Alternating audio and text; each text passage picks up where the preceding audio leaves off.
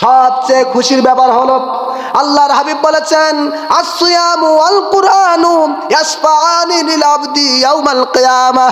কিয়ামত যখন কায়েম হয়ে যাবে, ব্যক্তিটি যখন বিপদে পড়ে যাবে, সঙ্গে সঙ্গে রোজা দাঁড়িয়ে যাবে, সঙ্গে সঙ্গে আল্লাহর কোরআন দাঁড়িয়ে যাবে। আসসিয়ামু ওয়াল কুরআন, আল্লাহর কোরআন বলবে আল্লাহ, আল্লাহর কোরআন বলবে আল্লাহ সারাদিন রোজা রেখেছে ক্লান্ত শ্রান্ত অবস্থায়, আবার তারাবিহের নামাজে কোরআন তেলাওয়াত শুনেছে, আজকে এই ব্যক্তিটা বিপদে পড়ে গেছে। যতক্ষণ পর্যন্ত আমি কোরআনের শাফাত, আমি কোরআনের সুপারিশ কবুল না করবেন, ততক্ষণ পর্যন্ত আমি কোরআন শুনবো না। আল্লাহু আকবার। তাহলে চিন্তা করেন, কিয়ামতের ময়দানে এই কোরআন, আমরা যে তারাবির মধ্যে খতমে কোরআন পড়ি, এই কোরআন কিন্তু আপনার আমার জন্য শাফাত করবে, সুপারিশ করবে। সুবহানাল্লাহ। কোরআন বলবে আল্লাহ তাকে মাফ করে দাও, নামাজ বলবে, এরপরে আপনার রোজা বলবে আল্লাহ সারাদিন না খেয়ে রোজা রেখেছে, আজকে সে বিপদে পড়েছে, আল্লাহ তাকে আপনি ক্ষমা করে দিন। সুবহানাল্লাহ। সুতরাং আমরা কি কেউ রোজা ভাঙবো? জোরে বলেন। রোজা আমরা অবশ্যই রাখবো। আলহামদুলিল্লাহি নাহমাদুহু ওয়া নাস্তাঈনুহু ওয়া নাস্তাগফিরুহু ওয়া নু'মিনু বিহি ওয়া নাতাওয়াক্কালু আলাইহি ওয়া নাউযু বিল্লাহি মিন শুরুরি আনফুসিনা ওয়া মিন সাইয়্যাতি আ'মালিনা। من يهده الله فلا مضل له ومن يضلله فلا هادي له ونشهد أن لا إله إلا الله وحده لا شريك له ونشهد أن سيدنا وحبيبنا ومولانا محمد صلى الله عليه وسلم أرسله بالحق بشيرا ونذيرا وداعيا إلى الله بإذنه وسراجا منيرا. أما بعد فأعوذ بالله من الشيطان الرجيم. بسم الله الرحمن الرحيم. يا أيها الذين آمنوا كتب عليكم الصيام كما كتب على الذين من قبلكم لعلكم تتقون. صدق الله العظيم وصدق رسوله النبي الحبيب الكريم ونحن على ذلك من الشاهدين والشاكرين والحمد لله رب العالمين. إن الله وملائكته يصلون على النبي يا أيها الذين آمنوا صلوا عليه وسلموا تسليما. اللهم صل على مولانا محمد وعلى علي سيدنا مولانا محمد. اللهم سيدنا مولانا محمد وعلى علي سيدنا حبيبنا هو الحبيب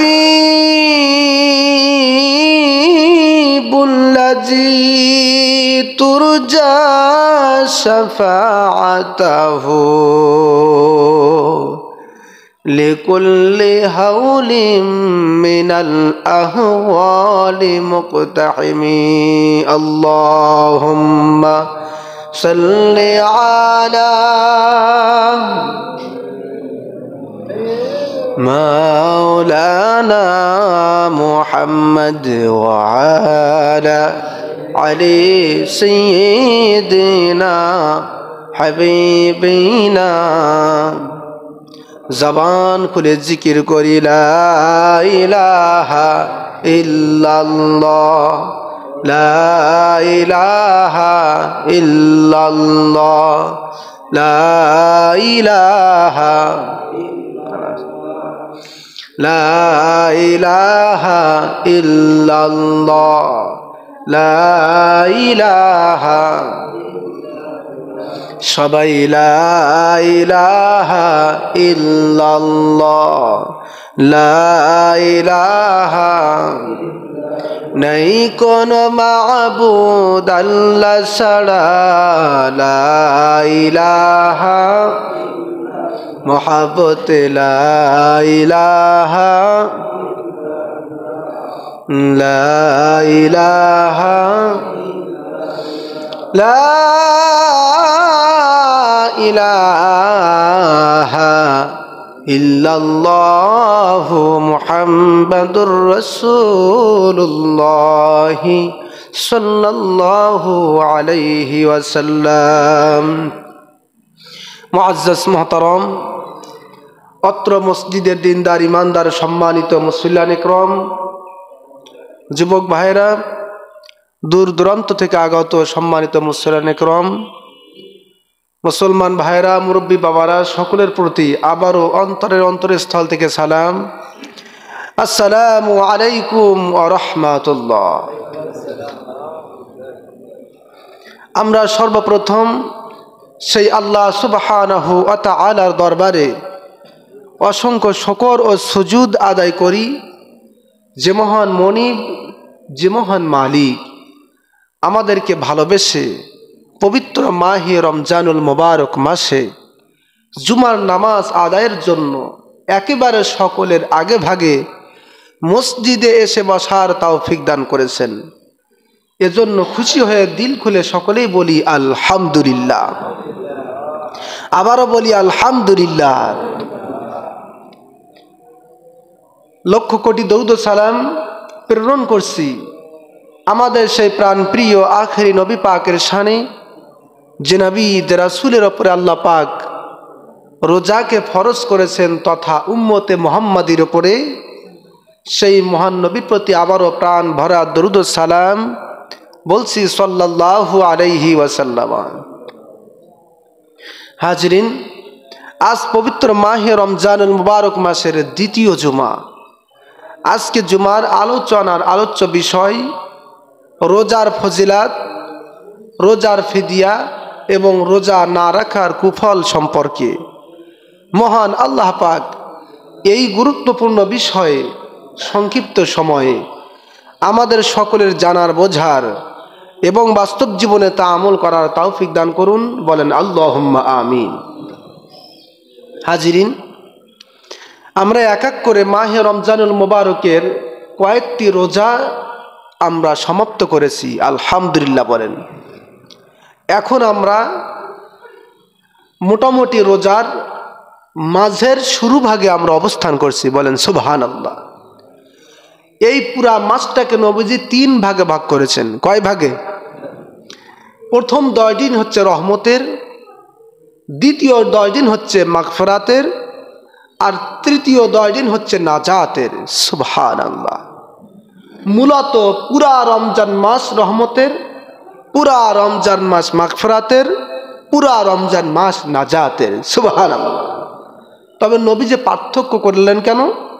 পার্থক্য করলেন এই জন্যে যাতে মানুষ এই পার্থক্যটাকে জেনে বুঝে রোজার প্রতি, মাহে রমজানের প্রতি ব্যাপকভাবে আগ্রহ সৃষ্টি হয়। এজন্য নবী যে বলেছেন মাহে রমজানের প্রথম ভাগ কিন্তু রহমতের। সুবহানাল্লাহ। সুতরাং দীর্ঘ 11টি মাস পরে যখন রোজা আসবে তখন ওই রহমত, রমজানের প্রথম 10 দিনের রহমত হাসিল করার জন্য তোমরা প্রবলভাবে চেষ্টা করবে। এজন্য নবীজি মাহে রমজানের প্রথম 10 দিনকে রহমত হিসাবে উল্লেখ করেছেন। সুবহানাল্লাহ। আবার শুধু রহমত দিয়ে শেষ নয়, বরং মাঝের যে দিন আমরা অবস্থান করছি এই মাঝের 10 দিনটাকে নবীজি আবার মাগফিরাতের দিন হিসাবে উল্লেখ করেছেন। সুবহানাল্লাহ। মাগফিরাত মানে ক্ষমা। আল্লাহ তাআলার কাছ থেকে বান্দা বান্দি ক্ষমা চেয়ে নিবে, মাপ পাবে। এজন্য এই মাগফিরাতের 10 দিনের প্রথম দিকে আমরা অবস্থান করছি, বলেন আলহামদুলিল্লাহ। তাহলে রহমত হলো, মাগফিরাত হলো। শেষ 10 দিন নবীজি বলেছেন নাজাতের। কিসের? নাজাতের। অর্থাৎ একজন ব্যক্তি, একজন বান্দা, একজন বান্দি সে রোজা রেখে রহমত পাবে, মাগফিরাত পাবে, নাজাত পাবে না সেটা তো হতে পারে না, বরং রহমত, বরকত, মাগফিরাতের সাথে সাথে ওই ব্যক্তিটি আল্লাহর জান্নাতি হয়ে যায়। সুবহানাল্লাহ। সুতরাং সেই রহমত, বরকত, মাগফিরাতের মাস হচ্ছে, নাজাতের মাস হচ্ছে এই মাহে রমজানুল মুবারক মাস, বলেন সুবহানাল্লাহ। হাজরিন, এই মাহে রমজানুল মুবারক মাসে আল্লাহ পাক বান্দা বান্দীদেরকে ক্ষমা করেছেন, ক্ষমা করে দিবেন, আমাদেরকে সুসংবাদ দিয়েছেন। সুবহানাল্লাহ বলেন। এর জন্য এই মাসটাকে রমাদান বলা হয়েছে। কি বলা হয়েছে? কোরআন কারীমের মধ্যে সরাসরি রমাদান উল্লেখ করা হয়েছে। তার কারণ রমাদান শব্দের অর্থ হচ্ছে প্রচণ্ড গরম, উত্তপ, দগ্ধ করা, জ্বালিয়ে দেওয়া, ছাই করা, ভস্ম করে দেওয়া। সুবহানাল্লাহ বলুন। কারণ যারা রোজা রাখবে রমজান মাসে, তারাবিহের নামাজ আদায় করবে, মাহে রমজানের পরিপূর্ণ হক আদায় করবে, তাদের জীবনের গুনাহগুলিকে আগুন যেমন কাঠকে জ্বালিয়ে পুড়িয়ে ছাই ভস্ম করে দেয়, ঠিক অনুরূপভাবে মাহে রমজানের রোজা রাখার কারণে, তারাবিহের নামাজ আদায় করার কারণে আল্লাহ পাক তার জীবনের গুনাহকেও রমজানের মাধ্যমে, রোজার মাধ্যমে গুনাহকে জ্বালিয়ে পুড়িয়ে ছাই ভস্ম করে দেয়। সুবহানাল্লাহ। এজন্য এই মাসটাকে রমাদান বলা হয়েছে। আবারও বলেন সুবহানাল্লাহ। আর আমাদের জীবনের গুনাহ মাপ হওয়ার জন্যই আল্লাহ পাক মাহে রমজান নামক মহান নিয়ামতের মাস আমাদেরকে, অর্থাৎ উম্মতে মুহাম্মাদির ওপরে দান করেছেন, বলেন সুবহানাল্লাহ। আল্লাহ পাক বলছেন, ইয়া আইয়ুহাল্লাযীনা আমানু কুতিবা আলাইকুমুস সিয়াম সিয়ামু কামা কুতিবা আলাল্লাযীনা মিন ক্বাবলিকুম লাআল্লাকুম তাত্তাকুন।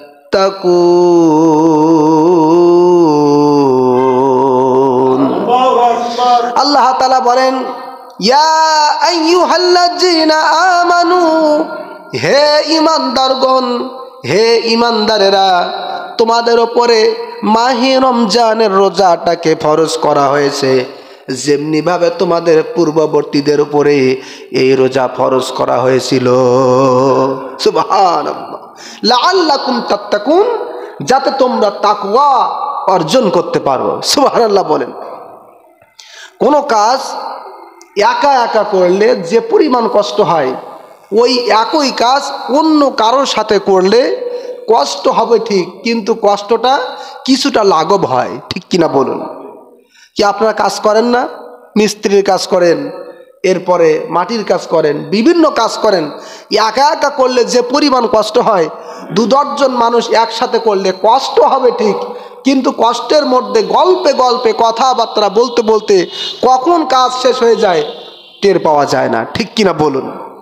অর্থাৎ একা পালনের চেয়ে একসাথে পালন করলে সেটা কষ্টটা কিছুটা লাঘব হয়, ঠিক কি না?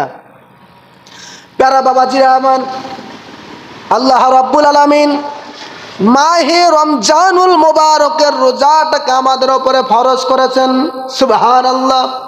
এবং সাথে সাথে বলে দিয়েছেন, বান্দারা বান্দিরা পুরা একটি মাস রোজা রাখতে হবে, রোজা পালন করতে হবে, ভয় পাবে না, ঘাবড়িয়ে যাবে না, বরং তোমাদের উপরে যেমনিভাবে রোজাটাকে ফরজ করা হয়েছে তোমাদের আগেও যারা এসেছে ওই সমস্ত নবী রাসূল উম্মতদের উপরেও আমি আল্লাহ রাব্বুল আলামিন মাহে রমজানের রোজাটাকে ফরজ করেছিলাম, সুবহানাল্লাহ।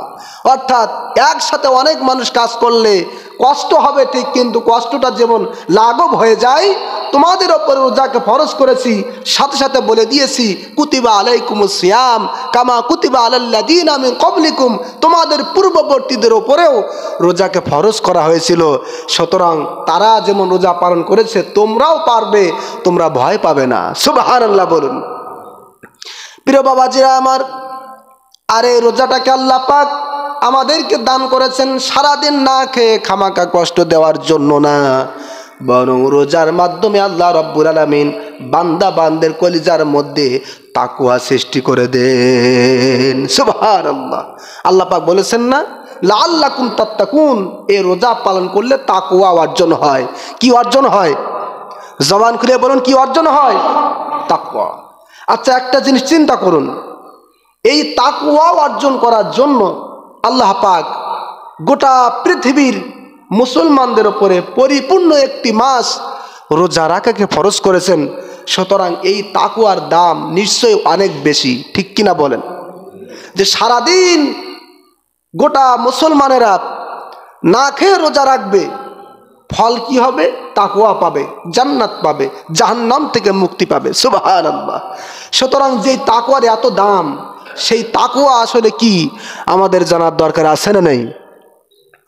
প্যারা হাজিরিন, তাকওয়া বিশাল কিছু নয়, আবার কোনো অংশে কমও নয়। তাকওয়া হলো আল্লাহ ভীতি, আল্লাহ ভয়, সুবহানাল্লাহ বলেন। তাকওয়া কি? আল্লাহ ভীতি, আল্লাহর ভয় কলিজার মধ্যে রাখা। সব সময় আল্লাহ পাক আমাকে দেখতেছেন, আল্লাহ পাক আমাকে দেখবেন, আল্লাহ পাক আমাকে শুনতেছেন, আল্লাহ পাক আমাকে শুনবেন, এই ভয় কলিজার মধ্যে রাখার নাম হচ্ছে তাকওয়া, সুবহানাল্লাহ। আচ্ছা বলেন, কোনো ব্যক্তি যদি সব সময় কলিজার মধ্যে আল্লাহর ভয় রাখে, ওই ব্যক্তি কখনো কি 5 ওয়াক্ত নামাজের 1 ওয়াক্ত কাজা করতে পারে? কখনো কি সুদ খেতে পারে? কখনো কি ঘুষ দিতে বা ঘুষ নিতে পারে? কখনো কি জেনার কাজ করতে পারে? এক কথায়, যার কলিজার মধ্যে আল্লাহর ভয় থাকবে সে কোনো গুনাহের কাজ করতেই পারে না, ঠিক কিনা বলুন? আর এই জন্যই তো আল্লাহ পাক তাকওয়া কলিজার মধ্যে সৃষ্টি করার জন্য রমজানের রোজা দান করেছেন, সুবহানাল্লাহ বলেন। শুধু তাই নয়, তাকওয়ার উচ্চতম আরেকটি স্তর হলো জীবন চলে যাবে তারপরেও 1 ওয়াক্ত নামাজ কাজা করবে না, জীবন চলে যাবে তারপরেও রোজা ভঙ্গ করবে না, সুদ খাবে না, ঘুষ দিবে না, ঘুষ নেবে না, জেনা করবে না, ব্যভিচার করবে না, মারামারি করবে না, কাটাকাটি করবে না, অশ্লীল খারাপ বেহাপানা কাজের মধ্যে লিপ্ত হবে না। সব সময় কলিজার মধ্যে এই ভয় যদি থাকে, আল্লাহ পাক ওয়াদা দিয়েছেন, কথা দিয়েছেন, ওই বান্দা বান্দিকে আল্লাহ পাক এক এক করে 2টি জান্নাত দান করবেন, সুবহানাল্লাহ। কয়টি জান্নাত? কয়টি জান্নাত? আল্লাহ পাক বলেন, ওয়ালিমান খাফা মাকামা রাব্বিহি জান্নাতান ফাবিআইয়ি আলাই রাব্বিকুমা তুকাযযিবান। আল্লাহু আকবার। আল্লাহ পাক বলছেন, যাদের কলিজার মধ্যে আমি আল্লাহ তাআলার সামনে দাঁড়ানোর ভয় রয়েছে, কিয়ামতের ময়দান কিভাবে হিসাব দিব, এই ভয় যাদের কলিজার মধ্যে রয়েছে তাদেরকে আমি আল্লাহ পাক 2টি জান্নাত দান করব, সুবহানাল্লাহ। এখন বলুন, আল্লাহর জান্নাত আমরা পেতে চাই কি চাই না? জোরে বলেন। আল্লাহর জান্নাত পেতে হলে কি করতে হবে? কি অর্জন করতে হবে? তাকওয়া অর্জন করতে হবে। আর এই তাকওয়া আসবে কোথা থেকে? আল্লাহ বলছেন, লাআল্লাকুম তাত্তাকুন, তাকওয়া আসবে মাহে রমজানের রোজা থেকে, সুবহানাল্লাহ।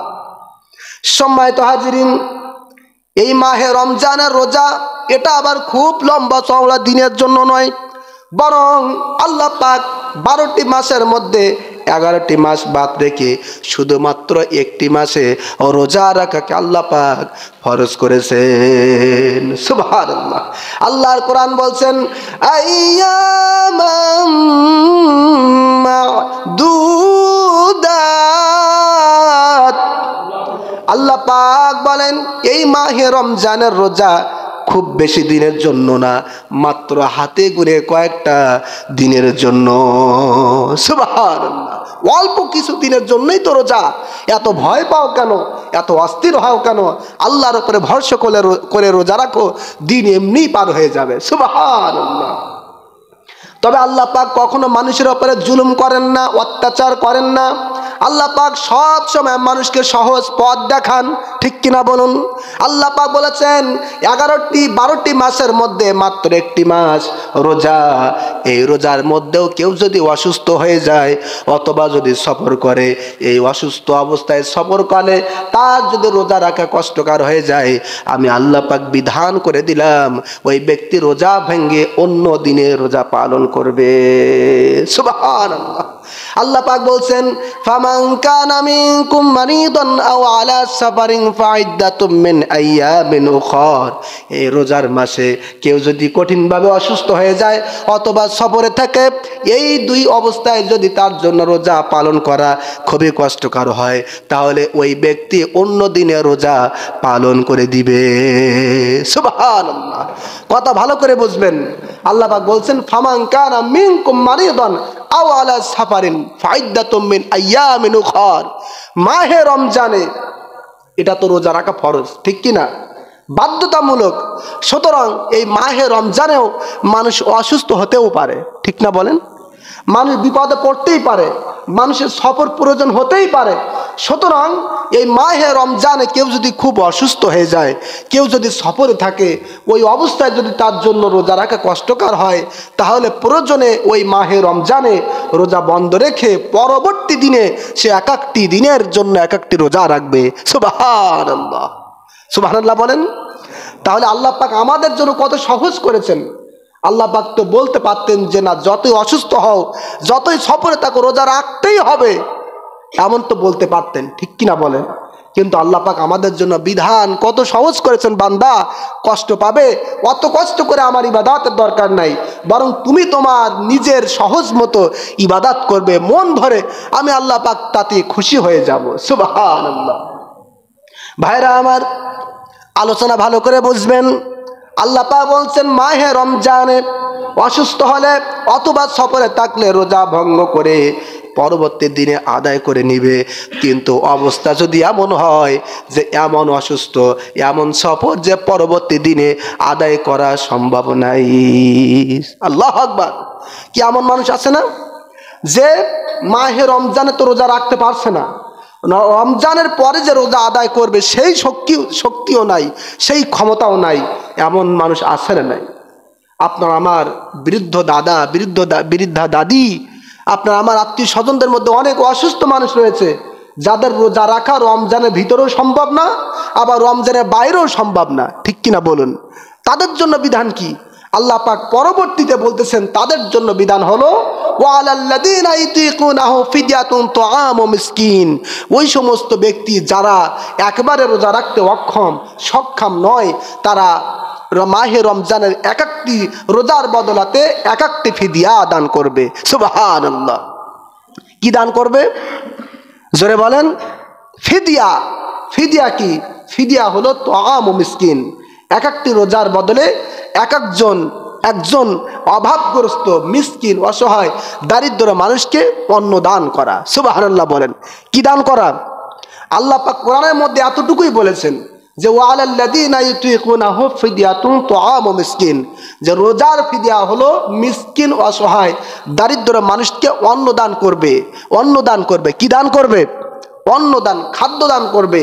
এবার এই আয়াত কারিমার ব্যাখ্যায় মুফাসসিরগণ লেখেন যে এক একটি রোজার বদলে একজন মিসকিনকে, একজন অভাবী ব্যক্তিকে দুবেলা পেট ভরে খাওয়ানোর নাম হচ্ছে ফিদিয়া। কি? জোরে বলেন। এগুলো আমাদের জানা খুবই প্রয়োজন। রোজার ফজিলাতের চেয়ে এই মাসআলাগুলো, এই বিধানগুলো আমাদের জন্য জানা সবচেয়ে বেশি প্রয়োজন, ঠিক কি না? তার কারণ আমাদের প্রত্যেকের বাড়িতে বৃদ্ধ বৃদ্ধা মানুষ আছে, অসুস্থ মানুষ রয়েছে, যাদের পক্ষে রোজা রাখা সম্ভব নয়। কি করব আমরা? তাদের জন্য আমরা ফিদিয়া দান করব। কি দান করব? ফিদিয়া। সম্মানিত হাজিরিন, আবারও বলছি, রোজার ফিদিয়া হলো একটা রোজার বদলে একজন অভাবী অসহায় দারিদ্র ব্যক্তিকে দুবেলা পেট ভরে খাওয়ানো, মধ্যম আকারে দুবেলা পেট ভরে খাওয়ানোর অর্থ দেওয়া, টাকা পয়সা দিলেই রোজার ফিদিয়া আদায় হয়ে যাবে। সুবহানাল্লাহ।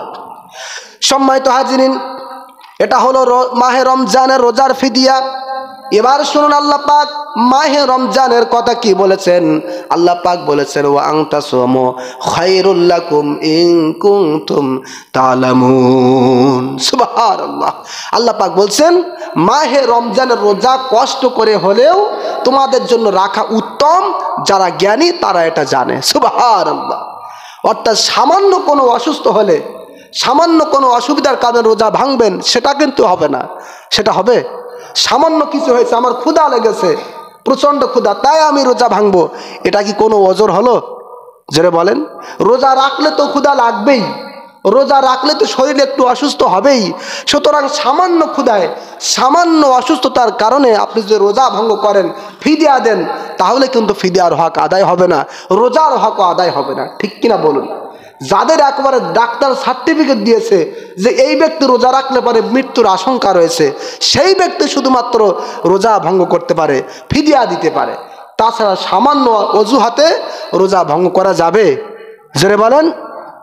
আমাদের অবস্থা এমন হয়েছে, সামান্য কিছু হলে আমরা রোজা ভঙ্গ করে দেই। এই ব্যাপারে মুসনাদ আহমদ শরীফের মধ্যে হাদিস এসেছে, আল্লাহর হাবিব বলেন, শরিয়াত সম্মত কারণ ছাড়া, কোনো ওজর ছাড়া, সুস্থ শরীর থাকার পরেও যারা মাহে রমজানের একটি রোজা ভঙ্গ করবে, ওই একটি রোজার বদলাতে যদি সে সারা জীবন রোজা রাখে, তারপরেও মাহে রমজানের একটি রোজার হক আদায় হবে না। আল্লাহু আকবার। চিন্তা করতে পেরেছেন? সামান্য অজুহাতে বা শরিয়াত সম্মত কারণ ছাড়া, ওজর ছাড়া কেউ যদি সুস্থ শরীর থাকার পরেও মাহে রমজানের রোজা ভঙ্গ করে, নবীজি বলছেন ওই একটি রোজার বদলে সারা জীবনও যদি রোজা রাখে, তারপরেও তার ওই একটি রোজার হক আদায় হবে না। জোরে বলেন, কি আদায় হবে না? মাহে রমজানের একটি রোজার হক আদায় হবে না। সুতরাং এ রোজার অনেক অনেক ইজ্জত, অনেক কদর, অনেক মর্যাদা। সম্মানিত হাজিরিন, আল্লাহর হাবিব সাল্লাল্লাহু আলাইহি সাল্লাম বলেছেন, মান সামা রমাদানা ঈমানান ওয়া ইহতিসাবান গুফিরা লাহু মা তাকদ্দামা মিন যামবিহি। যে ব্যক্তি মাহে রমজানের রোজা পরিপূর্ণ বিশ্বাস সওয়াবের সাথে রাখবে, আল্লাহ পাক তার অতীতের সমস্ত গুনাহ মাফ করবেন। সুবহানাল্লাহ। ওমান কামা রমাদানা ঈমানান ওয়া ইহতিসাবান গুফিরা লাহু মা তাকদ্দামা মিন যামবিহি। যে ব্যক্তি মাহে রমজানে তারাবিহের নামাজ আদায় করবে, আল্লাহ পাক তার অতীতের সব গুনাহ মাফ করবেন। সুবহানাল্লাহ। সবচেয়ে খুশির ব্যাপার হলো, আল্লাহর হাবিব বলেছেন, আসসিয়ামু ওয়াল কুরআনু ইয়াসফাআনি লিল আবদি ইয়াউমাল কিয়ামাহ। কিয়ামত যখন কায়েম হয়ে যাবে, ব্যক্তিটি যখন বিপদে পড়ে যাবে, সঙ্গে সঙ্গে রোজা দাঁড়িয়ে যাবে, সঙ্গে সঙ্গে আল্লাহর কোরআন দাঁড়িয়ে যাবে। আসসিয়ামু ওয়াল কুরআন, আল্লাহর কোরআন বলবে, আল্লাহর কোরআন বলবে, আল্লাহ সারাদিন রোজা রেখেছে, ক্লান্ত শ্রান্ত অবস্থায় আবার তারাবিহের নামাজে কোরআন তেলাওয়াত শুনেছে, আজকে এই ব্যক্তিটা বিপদে পড়ে গেছে। যতক্ষণ পর্যন্ত আমি কোরআনের শাফাত, আমি কোরআনের সুপারিশ কবুল না করবেন, ততক্ষণ পর্যন্ত আমি কোরআন শুনবো না। আল্লাহু আকবার। তাহলে চিন্তা করেন, কিয়ামতের ময়দানে এই কোরআন, আমরা যে তারাবির মধ্যে খতমে কোরআন পড়ি, এই কোরআন কিন্তু আপনার আমার জন্য শাফাত করবে, সুপারিশ করবে। সুবহানাল্লাহ। কোরআন বলবে, আল্লাহ তাকে মাফ করে দাও। নামাজ বলবে, এরপরে আপনার রোজা বলবে, আল্লাহ সারাদিন না খেয়ে রোজা রেখেছে, আজকে সে বিপদে পড়েছে, আল্লাহ তাকে আপনি ক্ষমা করে দিন। সুবহানাল্লাহ। সুতরাং আমরা কি কেউ রোজা ভাঙবো? জোরে বলেন। রোজা আমরা অবশ্যই রাখবো। সম্মানিত হাজিরিন, আমাদের মধ্যে একটা অভ্যাস আছে, যারা যুবক শ্রেণী তাদের মধ্যে এটা হয়, বলবো যে সারাদিন রোজা রাখার পরে প্রচণ্ড গরম, এখন তো মোটামুটি ঠান্ডা, রহমতের সময়, ঠিক কি না? তাছাড়া চৈত্র মাসে এরকম ঠান্ডা পড়বে রোজার মাসে, এটা আমরা কেউ কল্পনাও করতে পারি নাই, ঠিক না বলেন? সুতরাং এখন তো ঠান্ডা, কিন্তু আর কিছুদিন পরে যেহেতু চৈত্র মাস, গরম পড়তেই পারে। এই প্রচণ্ড গরমে অনেক যুবক ভাইরা রোজা রাখে ঠিক, কিন্তু যখন দুপুরের পর বিকাল চলে আসে, এই কলিজাটা একবারে মানে ক্ষুধার্তে অনেক অবস্থা খারাপ হয়ে যায়। তখন কি করে? আল্লাহর দিকে তাকিয়ে ওই জোহরের পরে ইফতারি সেরে নেয়। আসে না নাই? কি জোহরের পরে খাওয়া দাওয়া হয়, আসে না? অথচ ওই ভাই কিন্তু, ওই যুবক ভাই কিন্তু প্রথমে রোজা রাখার জন্যে সেহরি করেছিল, পরে কষ্ট হওয়ার কারণে রোজা ভেঙে দেয়। এটা যে আপনি কত বড় অন্যায় করেছেন, কত বড় আপনি পাপ করেছেন, আপনি কল্পনাও করতে পারবেন না। নুরুল ইজ্জা কিতাবের মধ্যে এসেছে, যারা রোজা রেখে সামান্য কারণে রোজা ভঙ্গ করে, তাদের কাফারা হলো ওই ব্যক্তি একজন কৃতদাস মুক্ত করবে। কি মুক্ত করবে? একজন কৃতদাস। কৃতদাস যদি না থাকে তাহলে একটানা 2 মাস রোজা রাখবে। কয় মাস? 2 মাস যদি রোজা না রাখতে পারে তাহলে 60 জন মিসকিনকে, অসহায়কে পেট ভরে খাওয়াবে। সুবহানাল্লাহ বলেন। তাহলে একটা রোজার বদলে একজন কৃতদাস মুক্ত করতে হবে, অথবা 2 মাস একটানা রোজা রাখতে হবে, অথবা 60 জন মিসকিনকে খাওয়াতে হবে। বলেন এই 3টি শর্ত কঠিন না সহজ? জোরে বলেন। অনেক কঠিন না? অনেক কঠিন। সুতরাং আমরা কেউই রোজা রেখে রোজা ভঙ্গ করব না। রোজা রেখে রোজা ভঙ্গ করলেই কিন্তু আপনারা আমার উপরে এই কাফারা ওয়াজিব হয়ে যাবে। সম্মানিত হাজিরিন, রোজা সম্পর্কে আরও অনেক বলার রয়েছে, আমরা আগামীতে শুনবো ইনশাল্লাহ। মহান আল্লাহ পাক যেন আমাদের সকলকে মাহে রমজানের যত সম্মান মর্যাদা বজায় রেখে রোজা পালন করার তৌফিক দান করেন। বলেন আল্লাহুম্মা আমিন। আমিন। ওয়া আখিরু দাওয়ানা আনিল হামদুলিল্লাহি রাব্বিল আলামিন।